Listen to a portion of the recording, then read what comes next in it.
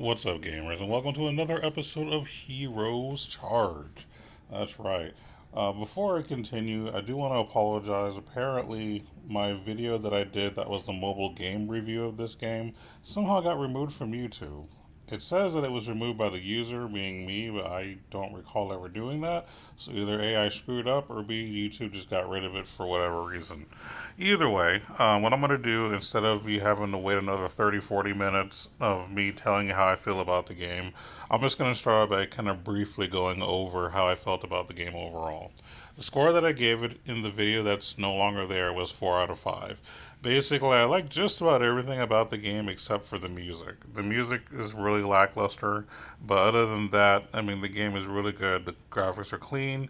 As far as nothing too perverted, nothing really gory, just plain clean graphics so anyone of all ages can play this without parents worrying or anything like that if kids are playing.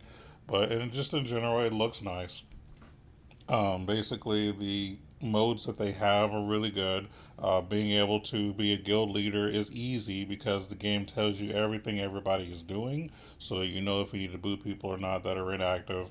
Now, some guilds are more casual and you can get away with a little more, but if you're kind of one of those strict leaders that, it has certain expectations, it'll help you in managing your guild. So, lots of things in this game is good. The only thing that I really didn't care for was the music and then the actual guild tournament, because I also felt that the guild tournament was not very interactive. So, everything's kind of on autopilot.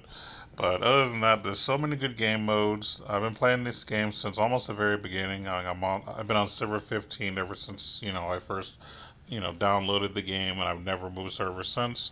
So, I've been really enjoying this game and playing for years now, and I will continue to play until, well, who knows.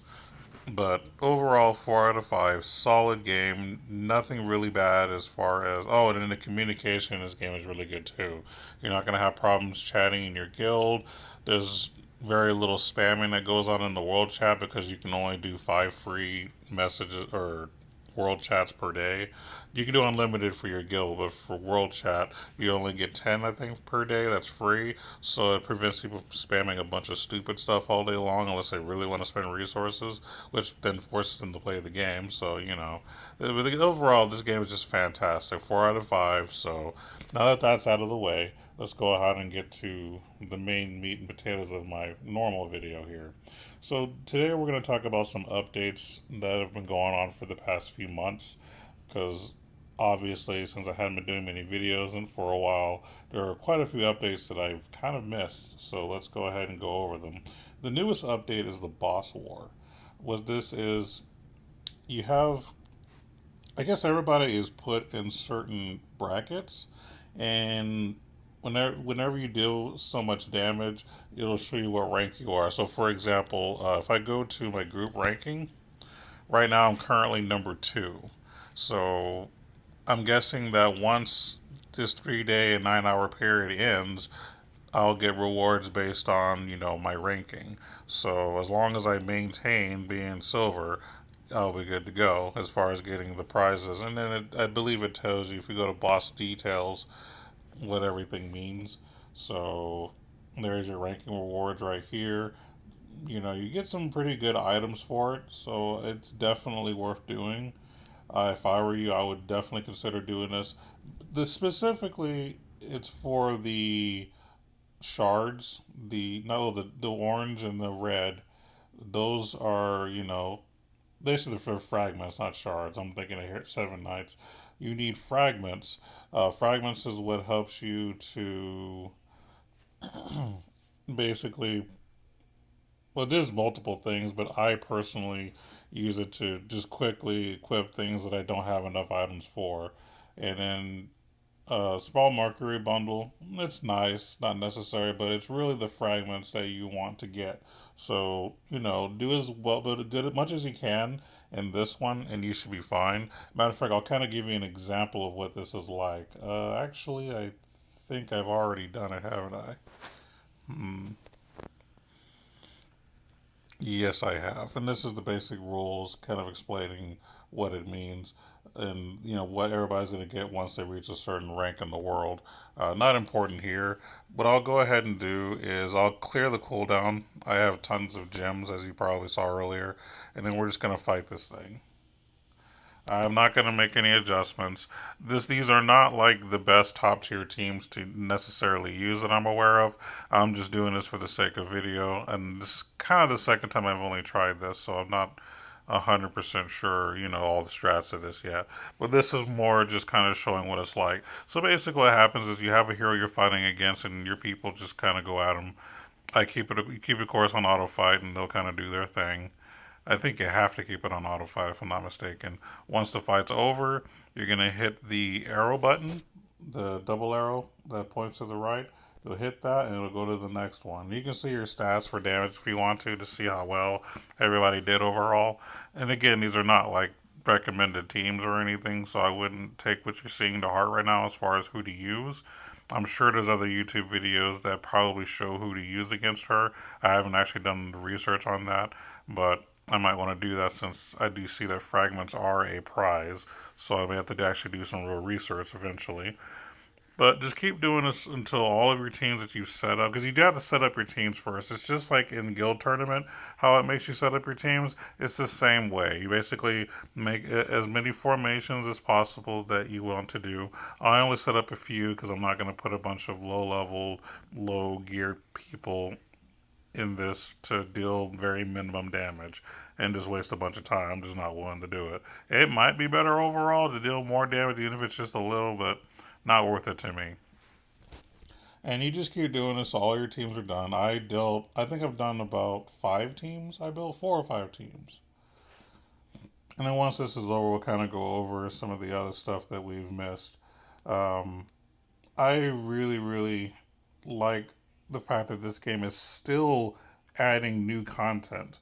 This game's been around for a while, and oftentimes games lose their flair because there's not much else to do once you reach certain levels. I mean, yeah, you can keep spitting out heroes. That's something that just about every game does, but you know, spitting out heroes is not always enough. And then there you go. I've dealt my damage. My group ranking is 2. And if you go to group ranking, it'll actually show me where I'm at. So now I have 1.9 million damage. So, nothing too amazing or anything. But heck, I'm at least number 2 in my little group or whatever.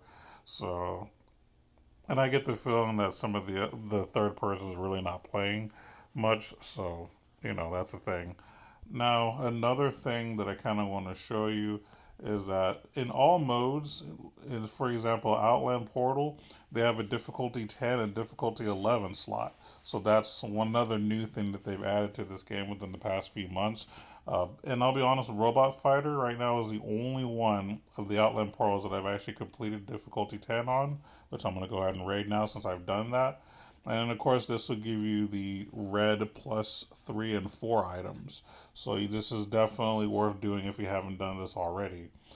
Same thing with the advanced instances. Tidal Temple and Dwarf Arsenal also have 10 and 11. I've completed difficulty 10 on both of these. So I can just raid them at 10. I tried 11, couldn't do it. I'm just going to wait till I get some people at, fully equipped at red 3 at least to try to go for difficulty 11. I'm not going to like put in a whole bunch of work. And the same thing with the hero trials. Now these I have not done at difficulty 10 yet. I haven't figured out either the right combination or my people just are not good enough. One of the two. So I'll get there eventually. But for now, I'm just going to farm. I must have already did this today. Okay. But they all these Crashed Hill, Curse City, and Valkyrie Showdown, you can do difficulty 10 and 11 now. So that's pretty cool. It gets you some new items. Very, very important to do. Other new things in the Grand Challenge, you can challenge difficulty 6 now. I haven't really been playing it much, but I do know that I tried difficulty 6 once. I got to about maybe 15 or 20, and I think I stopped. So, you can get some decent items. Now, I'll be honest with you, you're not going to get nothing great about the first 10, maybe 15. You don't get nothing like worth bragging about. But, I'm sure once you get into like, close to 30 is when you start seeing some goods. So it is worth pushing for. I'm going to have to push for it off screen just to see exactly what I can get. Trying to see what else is new here. I think everything else is about the same that I can remember. I don't think they changed too much. Oh, and in campaign, that's right. Very important. Chapter 20 is available, and that is really cool. So, for those of you who haven't played in a while, there's a new chapter. If you've been waiting for a new chapter, I've currently three starred the first four checkpoints, and yes, I call them checkpoints. That's kind of my thing. It's because, some people try to say, well, 25 and 20-3, like, honestly, some people don't know what that means. So, you know, anyone who's played campaign knows that basically you have the main checkpoints and you have like the minor levels in between. So that's why I just say checkpoints makes it easier. So four of the checkpoints are done. I have a minor level to do right now that's in between. Once I complete that, then I can go on to the next one and hopefully I can three-star that as well. At the moment, the team that I'm currently using is Lightbringer Sorceress, Chaplain, excuse me, Vengeance Spirit, and Death Knight. Probably there's a better team out there, I'm sure. This is just the three-star team that I've been using. I don't know exactly what else to use just yet. I did just push Rabbit to Red plus 2, 105 a couple of days ago because I actually needed him to complete one of the stages in the far back. So may I make adjustments as needed, but that's kind of the core of what I've been doing here and there to get through this, to get three stars at the very least. And of course, you had to time it right. This is not like a foolproof plan. I mean, I have had to redo stages a few times to clear it. Sometimes taking one person now, putting a different one in. So, kind of just play, mix and match, and you'll figure out who to use. And then, of course, same thing with the guild raids. If your guys have gone up high enough for raid instances, they got you to where you can go to chapter 20 and 21 for those that are that good. Now, of course, we're not quite there yet. We're still on chapter 19, in our guild at least, but I'm sure a lot of the top guilds are all on 21 kicking their butts. So, oh, and congratulations to Miss B for becoming an officer recently. She was actually, it was actually originally Can Tell You that who was an officer, but apparently that one stepped down. So Miss B decided to go ahead and take on the officer slot, and has been doing well at communicating. And of course, Hogswag is the new leader because I gave up leadership. Now, something kind of just funny that I noticed in chat yesterday.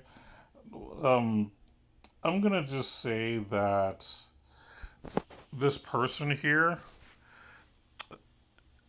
the person that attacked one of our guildmates here, was a level 105 against our level 93 person. And our level 93 just kicked his butt bad. It was horrible. A level 105 should never lose to a level 93. Okay, that should not happen. So we'll just show you what happened. It's hilarious, by the way. And yes, the person needs to up his game. So congrats, Bloody, for this awesome win. Check this out against Hippo, level 105. Now, just before even looking at what's happening, this level 105 person has everybody at least at red, very minimum. He could get to red plus one. Actually, he can get to red plus two since he's 105s, but clearly he hasn't done that. And his team right here looks like he's using Ninja Assassin, Chaplain, Cloudwalker, Griffin, and Dwarf Warrior. Now, I agree with Ninja Assassin. Ninja Assassin's good. Now, Chaplain, I don't really think is necessary on offense. I think that's a little off. Cloudwalker is not really as good as he once was. Now, Griffin's fantastic. I'll give him props on using Griffin.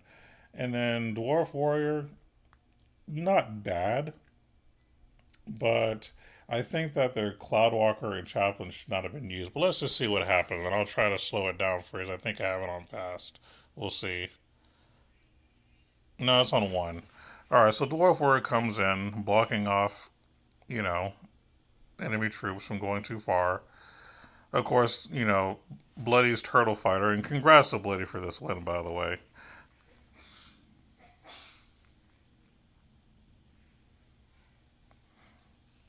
And slowly but surely, Bloody just kind of pushes them and kind of back into the middle, making this a regular game. Now, of course, Bloody is using a pretty solid team here. He's got Sorceress. He's got looks like Griffin as well. You know, I've never been a fan of Drunken Master, but he uses him as well. I mean, just look at that mess.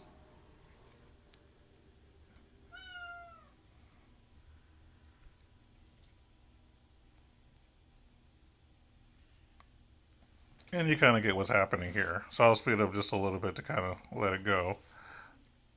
But basically, four heroes, if I'm not mistaken, end up surviving at the end of all of this, which is just sad for a level 105 to lose to a level 93 like this.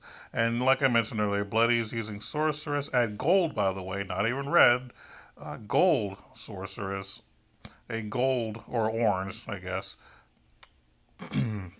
A Rose Fencer, orange, Griffin, and then two reds, which is Turtle Fighter and Legendary Drunken Master. And just look at this damage. Sorceress just destroyed their team. This level 93 Sorceress just defeated all of their 105 and 104 heroes. So apparently the attacker had some level 104s. Still, should have won. But this just tells me that this level 105 person didn't have their people geared properly. And they just didn't have the right team.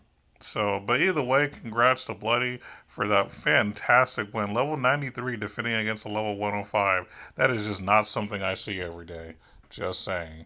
I mean, typically level doesn't matter to some degree, but at this dramatic of a gap, I mean, you were talking more than 10 levels. This is like 12 level gap here. Like that should not happen typically, but I'm okay that it did. It actually adds a little bit of comedy to this whole thing, so that's awesome. So just wanted to throw that in there. Also, everyone continue to play War of the Gods. I've been doing this kind of a little bit here and there. I'm only at 19 right now, but this gives you some of the best items in the game. Again, fragments is the best way to push your equipments faster as far as equipping instead of having to just grind. So definitely keep doing this. But I think I've pretty much went over everything you need to know as far as any new content brought to the game. Now, of course, there have been quite a few new heroes that have came out, but since I've been kind of out of the loop lately, I haven't really been done a lot of research on how good they are yet. So I'm gonna have to wait on those. But other than that, everything else is about the same. So continue playing this game. I'll continue making more videos. And until the next time, you guys take it easy.